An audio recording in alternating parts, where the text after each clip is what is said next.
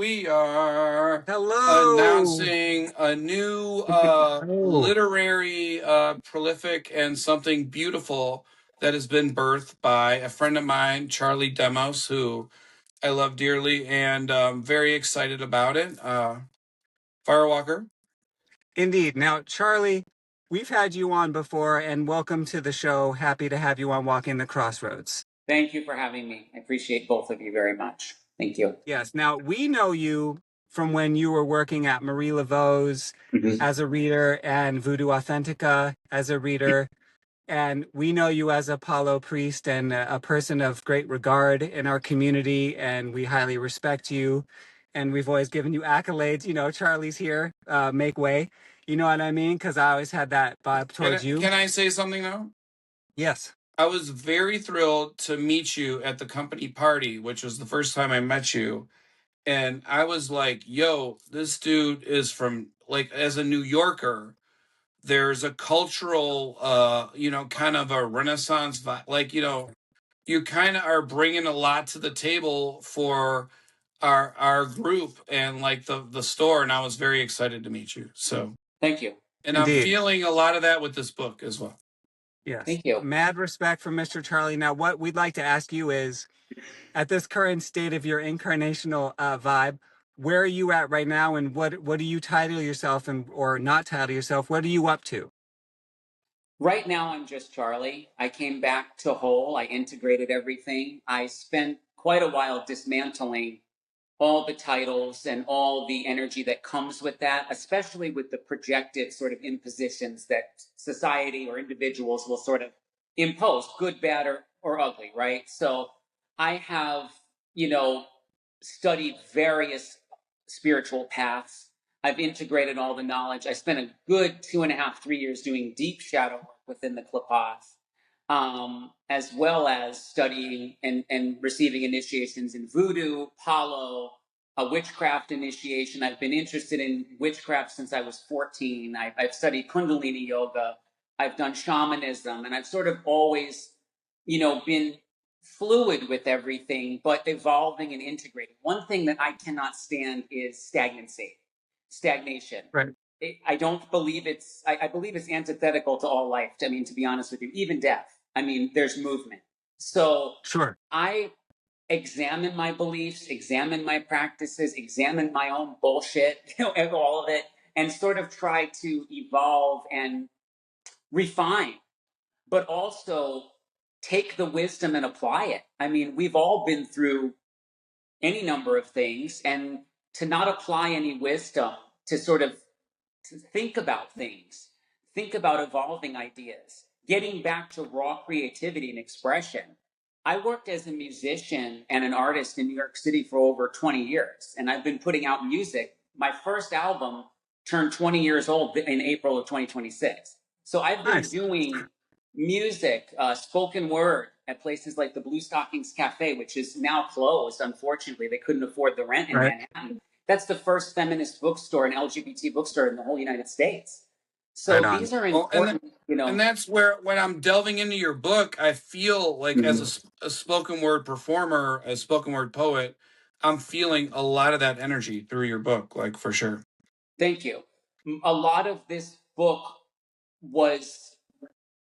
I approached it from that sort of vantage point, the spontaneity of that, the rawness of that art form of spoken word.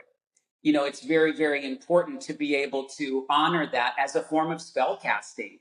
I mean, there's a cult woven into everything, even in mainstream society. I mean, look at how many pentagrams are everywhere on police uniforms, on banks, on these, these huge, pyramids of wealth that are protected by the occult. So spirituality and the occult has always been very, very at the forefront of all of my work.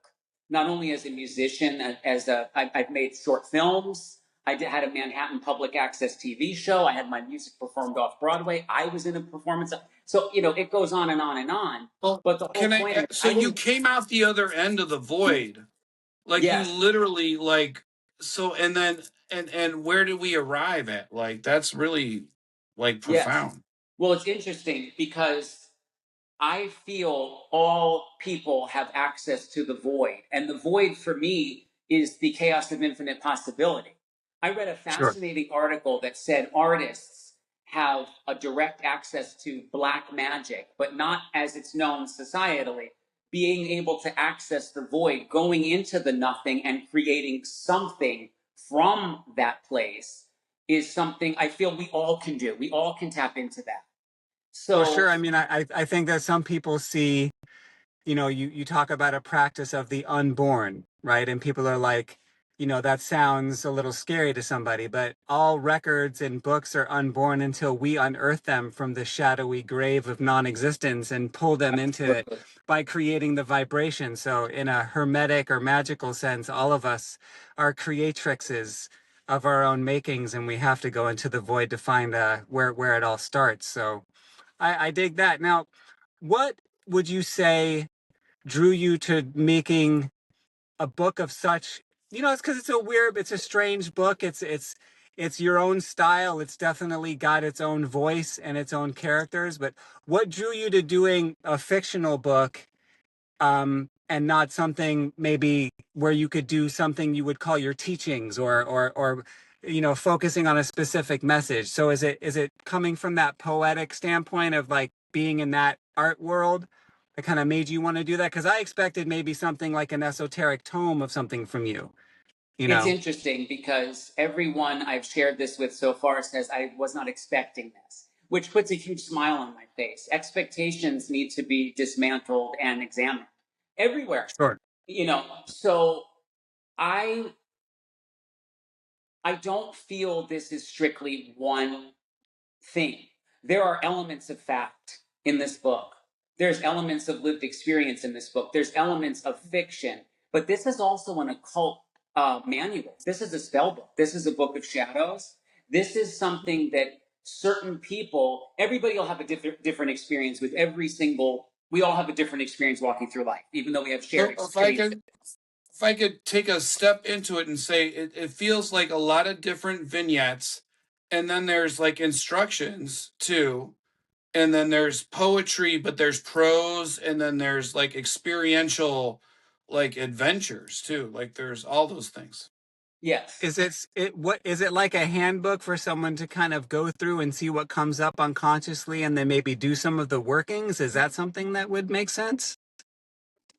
Like what would you say is the practical application? Yes. The magic that I wove into this book was to initiate, ignite, or plant the seed in everybody that reads it to access the rawest, most authentic version of their creativity. It's to say and examine the absurdity that many people in society are out there performing. Everybody's performing something.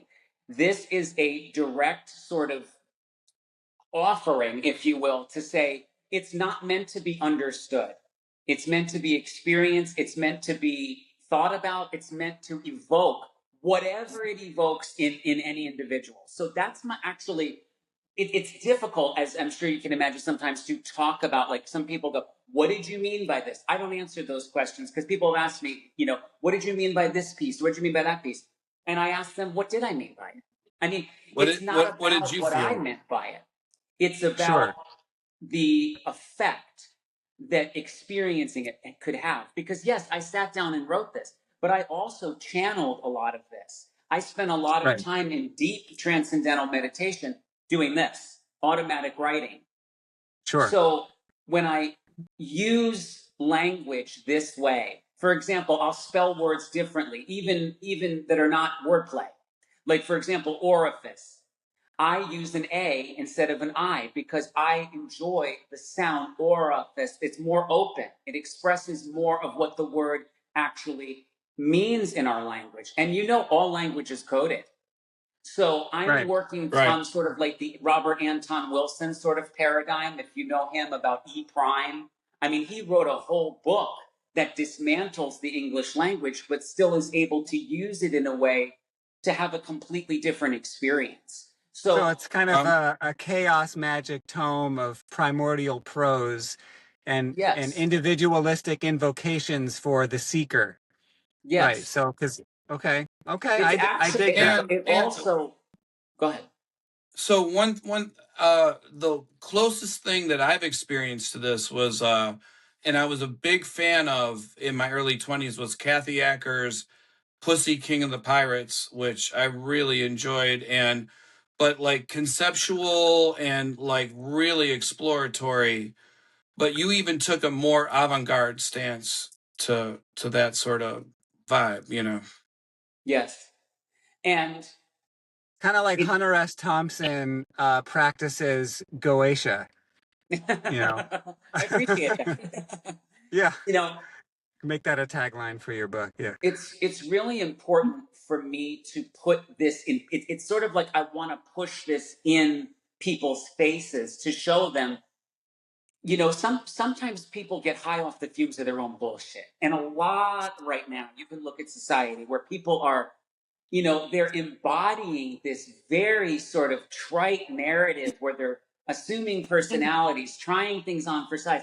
This is like, here is Oh, I this get it filth, now. here is this viscera, here is this absolute tome of filth where I often admit, you know, I've been an asshole, or I feel like a scumbag, or I'm obsessed with scum, or I have a fetish for certain scummy individuals. That is an examination, but it's also to say, I don't stand on ceremony. I don't rest on my laurels. I didn't come to New Orleans flapping my music and artistic resume in everybody's face. I was there to be spiritual. I was there to hunker down and work and develop and offer spiritual offerings to people as best I can. Now, all of us here know that we navigate through sort of a learning curve wherever we land in the world with that. And as much as I experience very deep, profound connections like this, where I can be myself and have these conversations, I've also experienced a lot of performative bullshit and people that are grifting their way through New Orleans living off the system. And it's like, sure. we can't say these things nowadays. So this is also, I also feel like this is the time in this country and in this world that this type of work needs to be out there. I'm not apologizing for anything in this book. I'll go further. I can't wait to go further with it because Sure. it's not necessarily about my love for, let's say, French extremism with Desaad, and then later Well, on in Rimbaud film did with, it, you you know, know, with Yeah, Voltaire Georges yeah, did it. Braillat with French New Wave extremism, which I love this film genre, or The Holy sure, Mountain, and we could talk about art house films and esoteric The sure. sort of, fucking Holy Mountain, right. exactly, right? Yeah, Yeah. yeah. I never thought Well, of that you're as a movie. I thought of that as like a consciousness expansion point that I revisit. I mean, sure. these are powerful artistic offerings that don't hold back. I mean, I am a hugely connected to Lydia Lunch, to Charles Bukowski, to even Jack Kerouac. I mean, if people read Jack Kerouac, that was taught in schools when we were younger. That is so transgressive and beatnik and deconstructed, but it's still very accessible. So Maybe a little John Waters as a yes, filmmaker. You know, absolutely. they called him like the Pope of trash.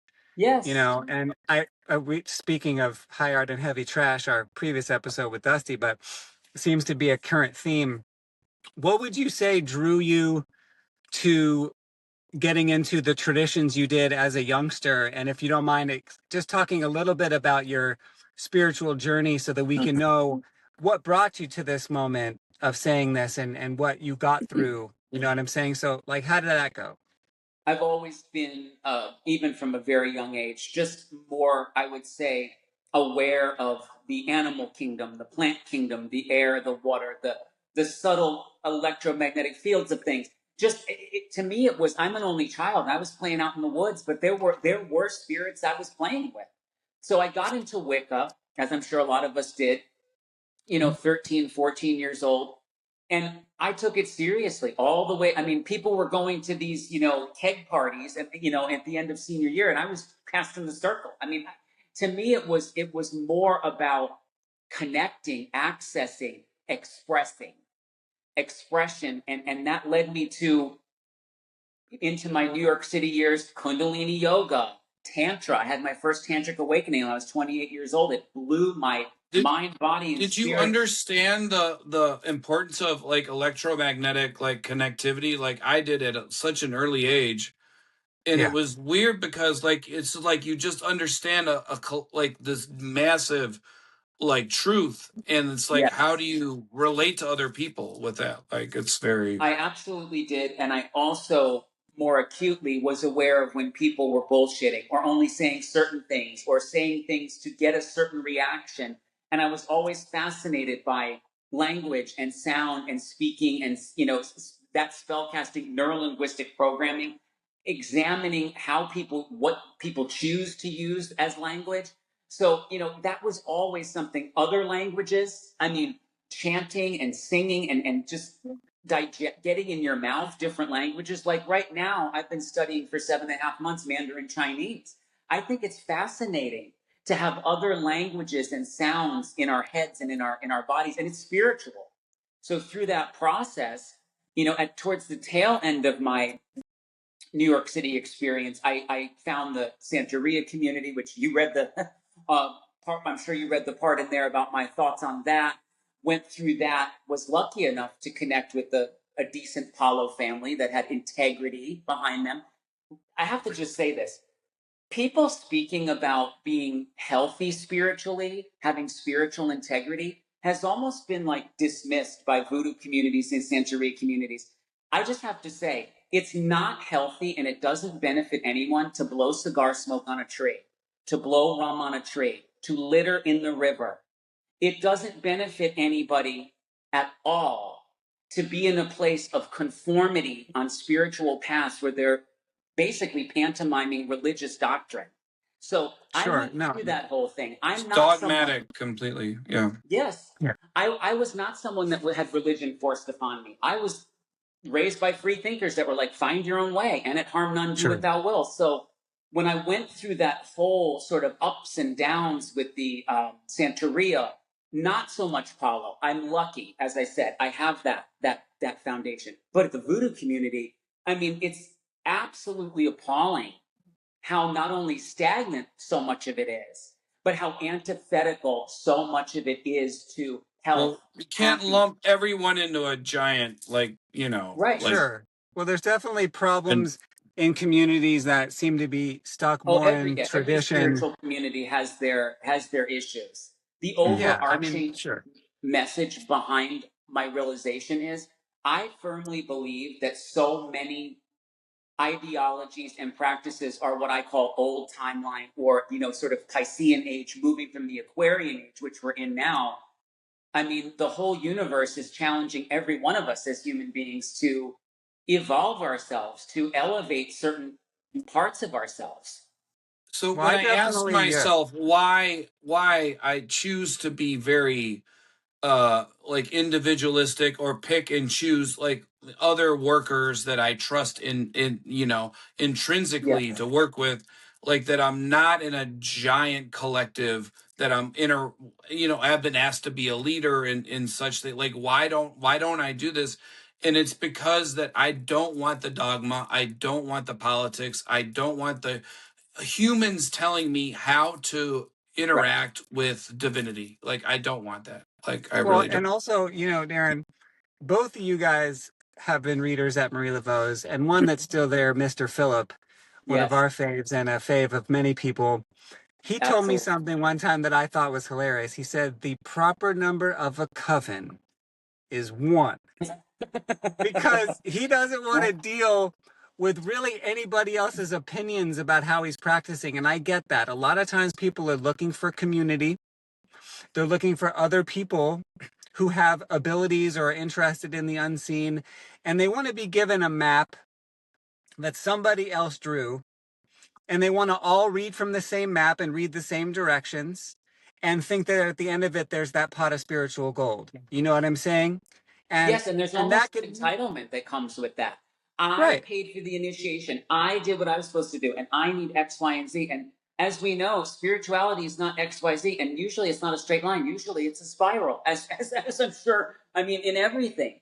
So even before, when the last time we talked, I was in the Temple of Ascending Flame, which is a group of sort of Luciferian draconian magic. I've long since left that place because it Sure. became stifling, and there were certain things with misandry and unhinged things that, again, I've always been someone that sort of challenges hypocrisy or examines a double standard. Yeah, You know, And so relate to that mercurial energy. Like that's yeah, for yes. sure. like Well, you know, transformation has to happen all the time for me, all the time. Yeah. I never really felt called to a specific tradition. I had a variety of people from a variety of places and different houses and different path workings tell me, hey, if you wanted to do this, you know what I'm saying? Like, you have the vibe that the spirits like you. You're a magnetic. They could feel that I have that situation happening and they wanted to talk to me further about it or me kind of get down with them. And I've never really been a joiner on that level. And I always felt like all of these different traditions exist in the same energy field. So I wanted to Yeah. know, because I'm like the more Obatala, I'm more like, where does all this energy come from? And how is it all the same? I don't really want to know how it's different. I'm pulling back to the center of circumference. I'm not trying to get lost. I prefer that kind of a piece where we all are in the same circle. So I'm interested where Charlie lands now after you've Yeah. done all these you did your walkabout on a lot of stuff. Like where Yeah, and you went into some of the more Goetia based or the shells or the Kippah based in the Kabbalah. You've done a lot of that shadow work and ceremonial ceremonial magic. magic, Right. So you've been earth-based where stuff, did that take you Apollo, after and being in yeah. such of like different, because I mean there's a lot of that in the Well, Apollo tradition, but one of the what do you think that brought? I think it was very synchronous timing wise, because it was right before COVID, 2019. And I did my self initiation in the Draconian Path, which was hands down the best initiation I've ever partaken in. I just have to say that. It was profoundly Okay. powerful. It brought me back to my own magic, my Could you own connection describe to. for cousin Joey what that is? Sure. For my cousin Joey, yeah. In Yeah. terms of the self initiation, Just what path you're talking about and what it means.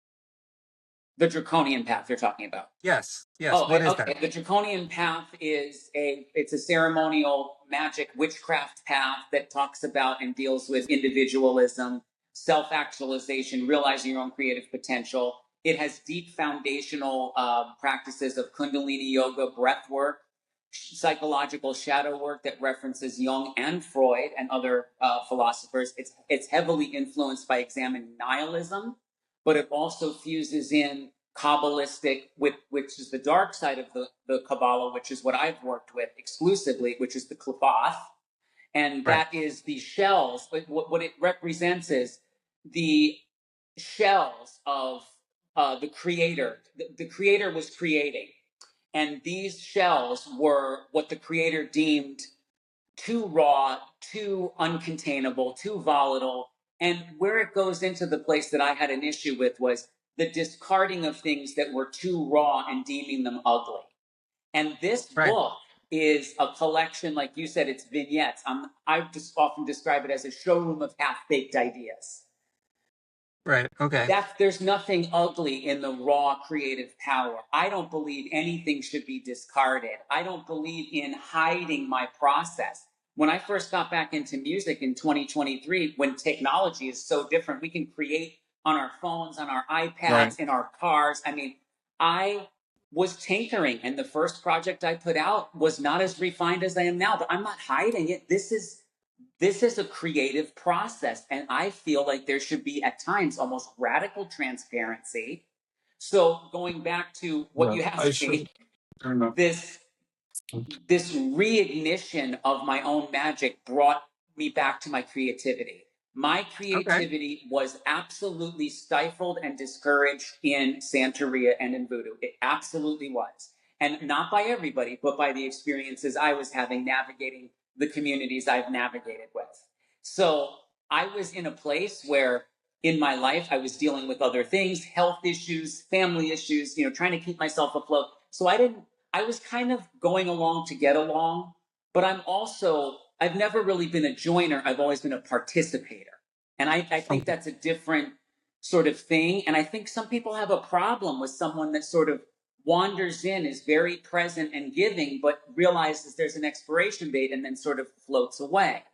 And I've had multiple instances where I wasn't trying to be confrontational or negative, but I was, done. Like, I'm done with this experience. Thank you for the opportunity. And I've received a lot of, what are you talking about? This is not my hill to die on. This is a way station I'm moving through, and it's okay that you're here. So it brought me back, I feel like, not my strength, but my voice, my own magical foundational power, which is my creativity. Right. So Well, sometimes when you go through a life where you're kind of having a bunch of different paths and a different methodology saying hello to you, I sometimes think that it's possible that maybe it's like souls that have been through a lot of incarnations and they're kind of remembering and drawing yeah, because they all seem very natural to you when you step to them or they step to you. It kind of seems like karmically you're just drawn into these new things and you associate them, you absorb them, and then you kind of move forward and wait to absorb something new. So it's kind of like we're pulling all these things back together to remember what we've done so we can move forward with what we're supposed to do this time. I absolutely agree with that. I don't know if, okay. I've been a visitor in a lot of groups and incarnations. I've been invited to crownings and things, and I'm invited in a very positive way. And I don't deep dive into the group dynamics or anything. I kind of just am very thankful and grateful to be part of the invitation. But like sometimes I ask myself, I'm like, why am I not like really jumping into this group dynamic? And it's just Right. never felt natural for me, Some lone wolves out here. Yeah. Yes. Mm-hmm. And I firmly believe, like you said, you can be a visitor, you can be a participator, you can experience something with respect and reverence, but not everything has a point of no return, and that's okay. I think that we live in a place where, it's almost like to have an individual experience is almost frowned upon, but we're all having individual experiences, whether a collective community frowns upon it momentarily or not. And back to your Yeah, I point, mean, absolutely.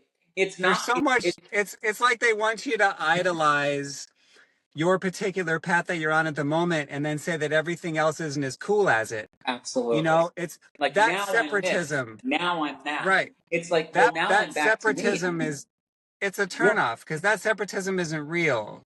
So it's like when they get ego based about their own tradition. You know what I'm saying? Where yeah, they're always like up front with it, like I'm this guy, and I'm like, okay, for now.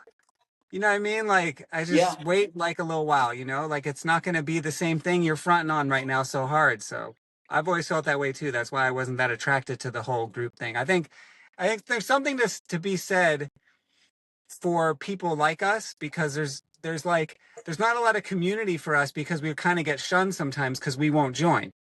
So we're Right. like all these little outcasts and like, you know what I mean? Like we're out Yes. on the edges of reality going like, okay, cool, man. And that's interesting because when you sent me that and you said your community, where do you fit in your community? My community is patchwork. It's kind of, I don't really, there's not a cohesiveness. There's a person here, there's you two there, there's somebody over here. And that becomes sort of like the communal web without being an echo chamber. I mean, I don't think this is an echo chamber, honestly. I think some of the more communal based, and I'm going to use this word because I've experienced this, cults, because a lot of this stuff is very cultish. And what endlessly sort of fascinates me in the absurdity is how many people want to be free spiritually, but instill a paradigm of religious framework over the spirituality. And they don't really realize they're operating a cult, but they kind of do, but they don't want you calling it that. I don't want to be in a cult. I mean, I don't want to run a cult. I don't want to be in a cult. And if I did, I'd say to you, I'm going to join the cult. Bye. I say, for me, it's about owning that authenticity. So the offerings that I offer now spiritually, I still offer spiritual guidance to people and clients. And I love my clients. My clients are dynamic, a diverse group of people. They're self-accountable, but I can't be open to the general public anymore in a way where people sit down and say, help me unpack deep psychosis or tell me what to order for lunch. What's your spirit guide telling me to order for lunch? I don't care if I get a tip. I don't care if I'm booked somewhere. I just can't do that type of work anymore. So I offer spiritual advice, and I also offer shamanic ceremony, Akashic records, healings, empowerments. I help people, and I found, interestingly enough, over the past couple years, Spirit is bringing me people that are like, I want to realize this creative project, or I have writer's block, or I've always wanted to do this, but I don't know if I can create it. And I love working with people like Deep that. diving. I love Yeah. it. Every Well, it idea sounds like what you I've do heard. too, Darren. Yeah, you do that kind of work too, Darren, because you have a lot of clients that, need you for very important things, and also in a teaching modality when you do a And lot of lately your, it has been in like yeah, very esoteric or like, giant like and that's why I'm glad during COVID I did like a life coaching certification and Great. mindfulness Absolutely. cognitive therapy, like yeah, because it just helps me pull it all together.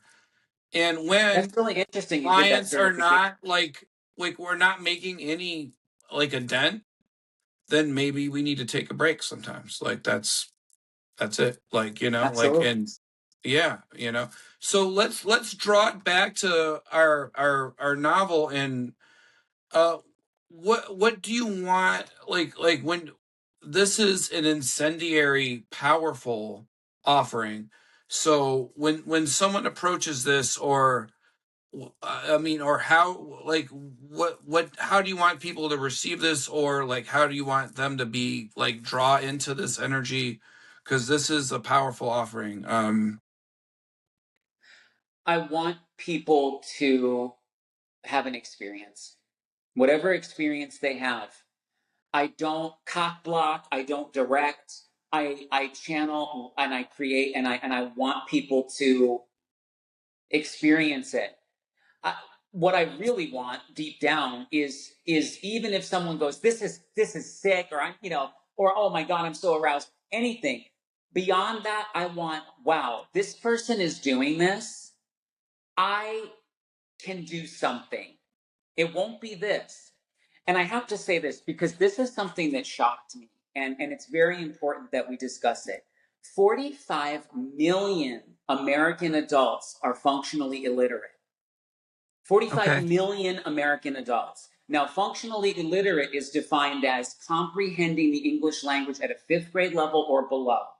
right, That's 21% of the American adult population. 5 to 7% of the American population cannot hold a pencil or pen or write their name or anything in handwriting. So now we're up to over a quarter of the American population of adults have this issue. People are not reading. I want right, people to read. Now, we all have this thing, oh, I should be reading James Joyce or I should be reading the Odyssey. You can read a magazine. You can read the Harry Potter book. I just think it's important for people to read because when we continue to go down this road where people don't know their names, can't read a sign, do you know what societally that involves? Controlling that population. sure, yeah, Right. So yeah, what I hope the, people will do, even because I've had people read this and go, I don't get it. It's not meant to be gotten any one way. I just am glad that people sit down and I have to say, there is this sort of general excuse. Paperback is better.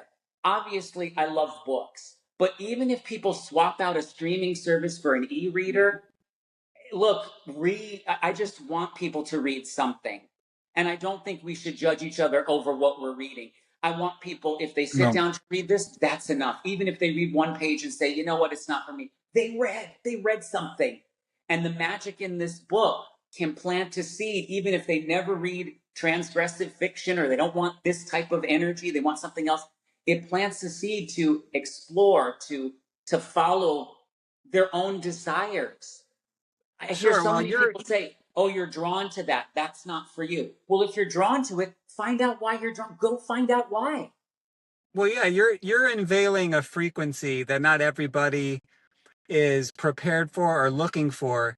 And I think that people that are of an open mind and free thinkers and like to kind of go on an adventure when they read something and are also maybe spiritualists and mystics, because a lot of people who watch this or who tune Yes. into our show are wondering about the universe. This is definitely a mysterious and evocative, piece of work. And we thank you for sharing a lot of your ideas with us and giving us so much of yourself, because I really wanted to know where you were at and where you were coming from with this.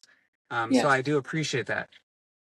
This is an important work because we need to shake the tree. We need to tear it up and put it back together, and we can't all just like, you know, like float through and just like take cues from AI or algorithms or what have you. We can't.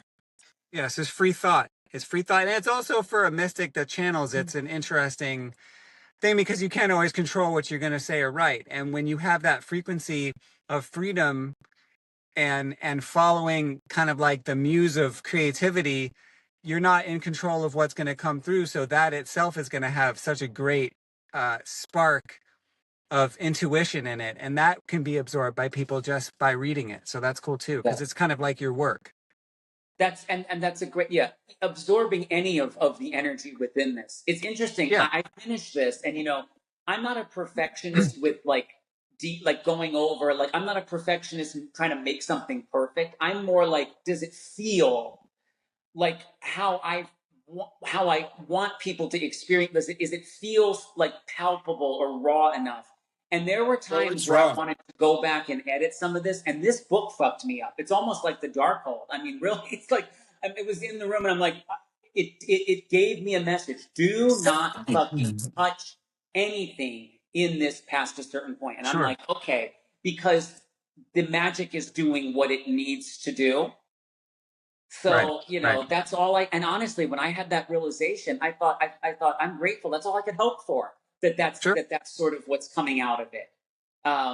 Sometimes you can't curate, you know, everything to be, you know, something you think someone else is going to dig or what they're going to be into. So you've definitely done your own thing with it. Like Dan Lusky with House of Leaves too. Like I feel like he just like it just was like birthed itself like that. Like, you know, like it just had to happen. And this is one of those projects, and the world is better for it.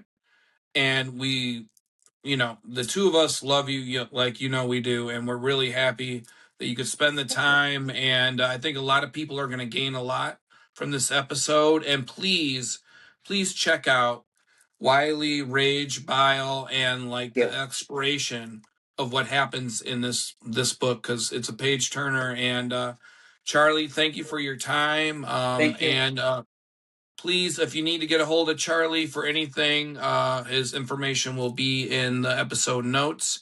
And we'll see you again on Walking the Crossroads.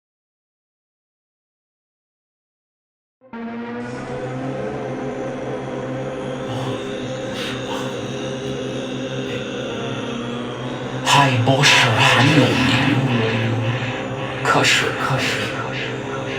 我的茶很好喝，你想喝我的茶吗？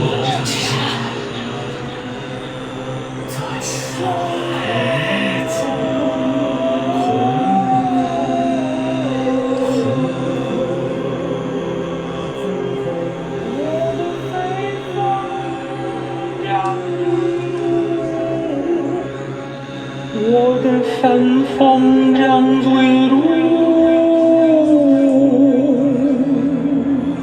堕入曙光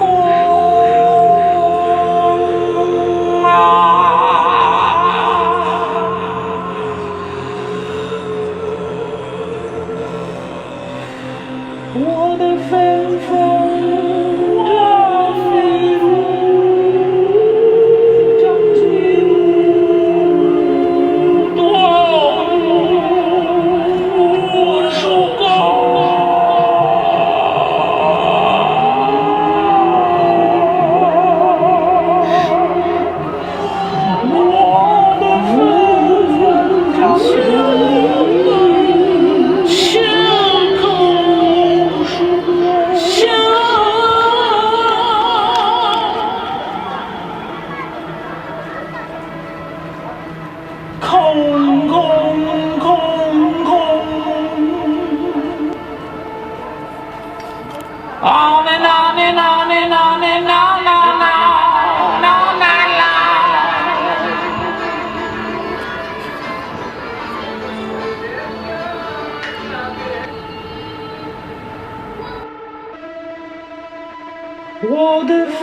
分张嘴路，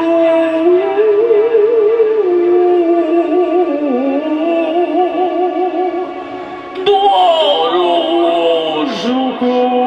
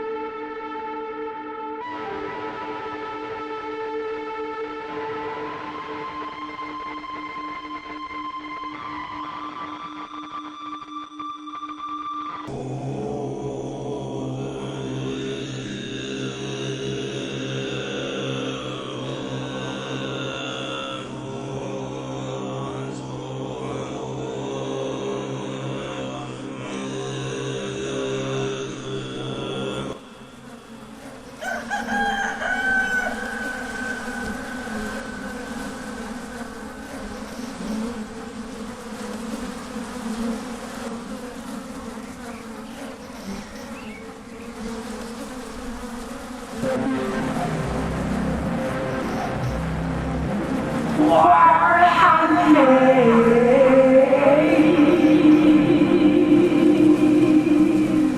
茉莉花下，在空气中。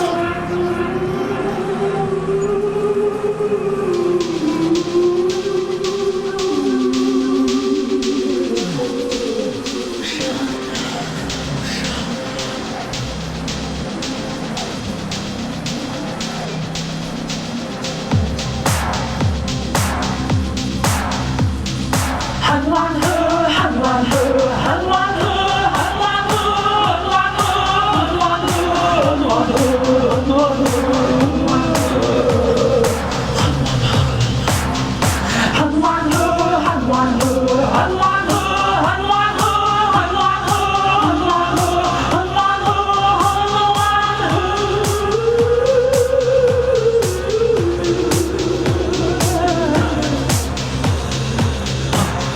下雨。